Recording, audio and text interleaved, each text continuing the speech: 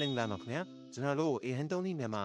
channel ရနေပြန်ကြိုးစားလိုက်ပါတယ်ဒီမှာတော့ Gemini AI ကိုမြန်မာလိုအတန်နဲ့ဘယ်လိုခိုင်းရမလဲဆိုတာဟိုကျွန်တော်တို့ကလက်တွေ့ပြသပေးတော့မှာဖြစ်ပါတယ်ခင်ဗျာရှင်းဆုံးဖုန်းထဲမှာရှိတဲ့ Gemini app တွေကိုဖွင့်လိုက်ပါလူကြီးမနိုးမနေကအောင်မြင်ထည့်သွင်းထားတဲ့ app တွေကိုဖွင့်ခိုင်းနိုင်ပါ app တွေရောက်ပြီဆိုလို့ရှိရင်အောင်နာက microphone ပုံစံနဲ့ပြီးနာကရှားတွေကိုနှိပ်လိုက်ပါအဲ့နေရာလေးကိုနှိပ်ပြီးကိုသိချင်တာတွေကိုအတန်နဲ့မေးရမှာဖြစ်ပါတယ်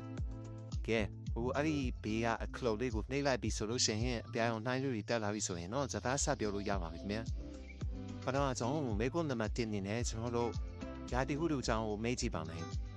ဒီနေ့ရန်ကုန်မြို့ဂျာတီဟုတို့ဘယ်လိုရှိတယ်လို့ကျွန်တော်တို့မေးရမယ်ဆိုလို့ရှိရင် Gemini ကနေပူမလားမိုးရမလားဆိုတာကိုမြန်မာလိုပြပတ်တာချက်ချင်းပြန်ဖြည့်ပေးမှဖြစ်ပါတယ်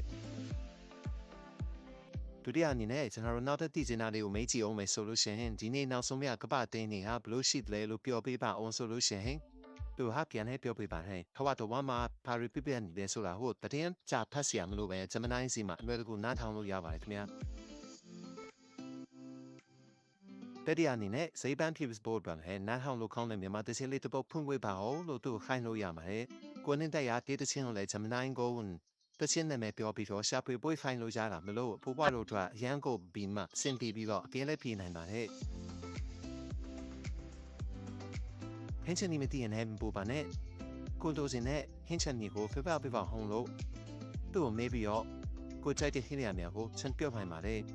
ဒါတွေလိုအပ်တဲ့ဘယ်လိုဆင်ရမယ်ဆိုတာကိုအစစ်စစ်ပြပြပြမှမလို့မိဖို့ချောင်းတွေမှာကိုပန်လက်ထောက်တယောက်ရှိနေသလိုပါခင်ဗျာနောက်ဆုံးအနေနဲ့လူချင်းမင်းတို့ရဲ့တရားဓမ္မတွေတွားကိုလိုချင်တဲ့တရားဓမ္မအတိတွေတရားတွေကို